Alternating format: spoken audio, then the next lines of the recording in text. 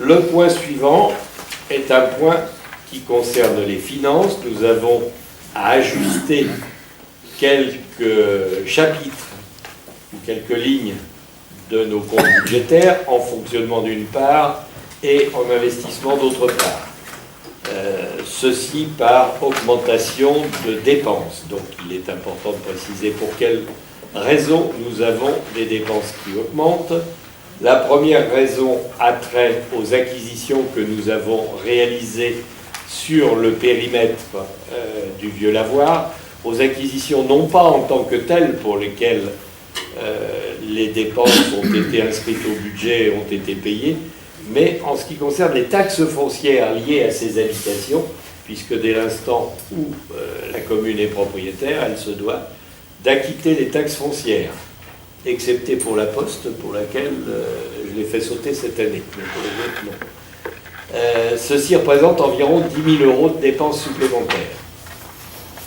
L'autre point, le second point d'augmentation de dépenses, qui est en fait d'une certaine manière lié au transfert vers le territoire, nous avons effectué des transferts de voirie en début d'année. Vous vous en souvenez sans doute, transferts de voirie qui vont donner lieu à des travaux d'investissement et à des travaux d'entretien. Ces transferts de voirie se sont marqués dans notre FCCT par l'inscription d'une somme de 60 100 € qui a été arrêtée à la collecte territoriale du printemps.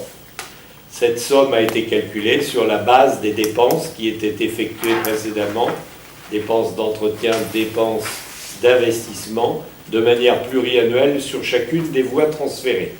Je répète, 60 100 €. Et le dernier point est une demande du syndicat de la petite enfance d'augmenter la contribution des communes, Marolles comme Santilly, pour le motif de factures d'électricité additionnelles, dues à des retards de mesure et de facturation de l'électricité au cours des années 2016 et 2017.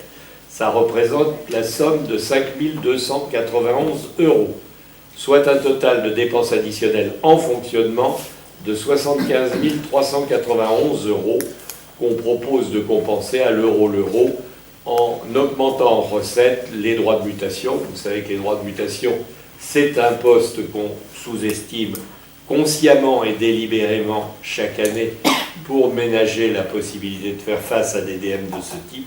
Et donc c'est en droit de mutation que nous créerons une recette de 75 391 €. En section d'investissement, il s'agit d'une dépense supplémentaire aussi de 1 500 € en raison de bouches à incendie dégradées qu'il faut réparer.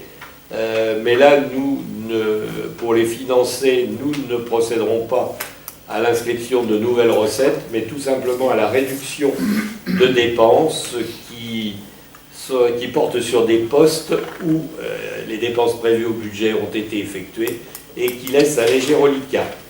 900 € sur le poste véhicule et 600 € sur le poste mobilier qui permettent de financer les 1 500 € de réparation des bouches à incendie. Avez-vous des questions? Oui. Alors, qui la pose? Alors, celui qui a les cheveux blancs. Monsieur le maire, d'abord, on avait une question, c'est est-ce qu'on peut voter ligne à ligne plutôt que l'ADM globalement? Parce que vous l'aurez compris, il y a... Ligne à ligne, non. Pour le fonctionnement, non. On pourrait à la rigueur imaginer voter une DM fonctionnement, une DM investissement. Mais ligne à ligne, on ne peut pas, puisque c'est des lignes qui se compensent mutuellement. Il suffit qu'une ligne soit votée et une autre pas, et l'ADM n'a plus de sens. Parce que c'est vrai que sur les 3 postes de dépenses, taxes foncières, FCCT, GPSEA et participation communale, bon, il y a pour nous des positions qui sont différentes. Ben, je crois que le mieux, c'est vous choisissez un vote pour ou contre et vous exprimez vos motifs de vote. Très bien. Que ça soit noté dans le... Oui, alors là, dans ce cas particulier, on fera un compte rendu un tout petit peu plus complet sur ce point-là, c'est gentil. Alors, oui, mais quelles sont ces lignes, justement, Alors, qui nous posent sur la problème? ligne taxe foncière, en fait, c'est une dépense qui, à notre sens, était largement anticipable et qui aurait pu très bien figurer dans le budget, et plutôt que d'arriver, en fait, aujourd'hui dans le cadre d'une DN. Puisque, en fait, dès lors que vous vous êtes lancé dans ce projet d'acquisition immobilière, il y avait bien à la clé tous les dégâts collatéraux en termes de taxes, et celle-ci en est un. Et c'est vrai que on aurait pu penser que vous aviez une vision globale du coût de cette opération. Et là, on s'aperçoit que,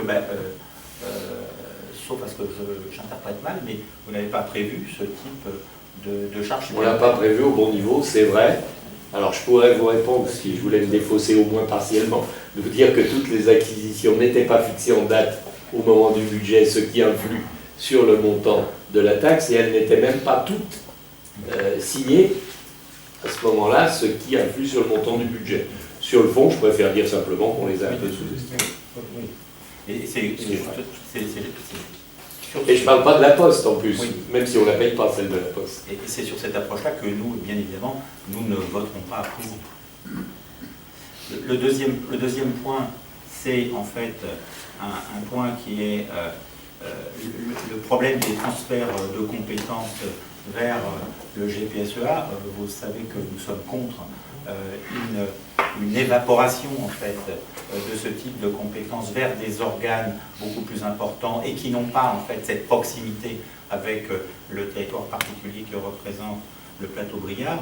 Et là aussi, eh bien, on voit que, bien évidemment, notre marge de manœuvre financière va encore diminuer de 60 100 euros, après qu'elle eut diminué de 551 922 euros pour compte des autres transferts de compétences qui ont été faits. Et donc on arrive en fait à une perte de substance financière de 612 000 euros. C'est à la fois la substance financière et aussi les marges de manœuvre en termes de gestion du territoire qui partent en fait vers des opérateurs qui n'ont pas cette vision de proximité, mais plutôt une approche macroscopique des choses. Donc nous voterons contre également. C'est bien noté et ce sera précisé dans le compte rendu. D'autres questions? Monsieur le maire, j'avais une question sur les commissions. Comme vous savez, il n'y a plus de commission finance, il n'y a pas de vice-président finance, il n'y a plus d'adjoint de finance. Et il y a 2 ans, nous faisions une commission pour la moindre petit changement d'affectation. Là, il s'agit quand même d'éléments importants. En fait, vous venez de faire une commission, mais sans vraiment de débat contradictoire. Enfin, vous avez fait une commission finance en conseil municipal, en lisant ligne à ligne, et ensuite en nous demandant de voter. Quel est le changement par rapport à il y a 2 ans, où on faisait beaucoup plus de commissions finance? Que se passe-t-il?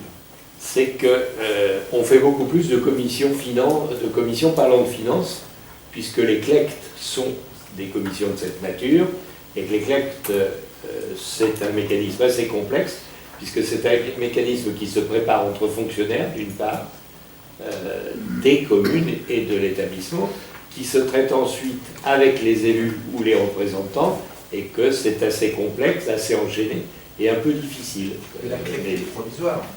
La CLEC n'est pas définitive, elle est provisoire. Ensuite, après, les commissions finance... Ah non, elle n'est pas provisoire, elle est conclusive, la CLEC. Une fois qu'elle a voté, elle est conclusive. Nous avons, nous, derrière, à approuver la décision de la CLEC, mais j'allais dire, on n'a pas le choix, on peut la refuser, mais ça ne changera rien. Ouais. Mais sur nos commissions finances, parce que du coup, on n'a plus aucun... sur nos postes, on n'a plus de commission finance pour pouvoir en discuter ou être informé. Je vais trouver une excuse qui est réelle, mais qui malheureusement ne va pas permettre d'en réunir rapidement. Notre problème finance, c'est pas tant la CLEC que la disparition de la taxe d'habitation et sa compensation. Ce sont des éléments sur lesquels on avait la promesse du député de travailler sur les perspectives futures. Ces perspectives futures, pour le moment, elles sont totalement ignorées puisque le futur de l'organisation territoriale lui-même est, oui, j'allais dire dans l'esprit du président, j'en suis même pas sûr. Donc pour toutes ces raisons-là, Je veux bien. Moi, tenir une commission finance, ça ne me dérange pas le moins du monde, et je suis prêt à ce qu'on en tienne une pour en parler, par exemple, pour parler au mois de décembre des perspectives de résultats de l'année 2018, puisqu'il faudra préparer l'année 2019.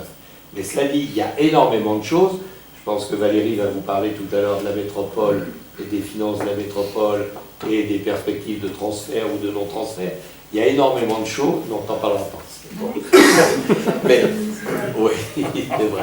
Mais, il y a eu abstention sur la motion. Donc, on est dans une certaine... Non, ça n'a rien à voir. Il y a eu abstention sur la motion. Donc, on est dans un certain... le territoire. Donc, dans une certaine attente d'information sur toutes ces données-là, attente d'information qui est gênante pour tout le monde. On préparera quand même le budget, puisque la taxe d'habitation va être compensée l'année prochaine, même si on va y laisser des plumes, mais elle va être compensée un petit peu. On en parlera aussi parce qu'on fait... Enfin, je ne sais pas comment vous supportez ça, mais moi je supporte mal le hashtag balance ton maire, oui c'est ça, je cherchais le verbe. Imaginé par certains tenants de la suppression de la taxe d'habitation pour faire porter le poids de la responsabilité des moindres réductions d'impôts ou des augmentations aux municipalités. Donc tous ces faits-là rendent, ou du moins pour moi, rendent les choses financières très sensibles en ce moment, et c'est volontiers que je tiendrai une commission finance. Je voudrais juste, juste faire pour un les point décisions d'information, puisqu'on a été Ouais, interpellé il n'a sur pas le fini. sujet. J'ai pas fini, Je crois qu'il excusez-moi. faut, parce que non, mais je sur les vais décisions m'exprimer parce qu'il y a un modificatives- gros Valérie, mélange. tu finis et Eric reprend la parole. Il y a après. vraiment un mélange des genres et je trouve que c'est regrettable. Il faut quand même comprendre la différence entre le manque que va représenter la taxe d'habitation pour la commune, C'est hors le sujet, débat des Là, finances, nous sommes hors sujet, c'est monsieur vous le maire. qui venez non. de l'évoquer, le Non. manque Je parlais du des budget décisions de la modificatives. métropole, la Aujourd'hui, décision le modificative. thème du, Il me semble que dans votre Conseil, esprit, tout cela il se parle de mélange et décision il ne faut pas modificative. mélanger les choses. Les C'est hors clés, sujet.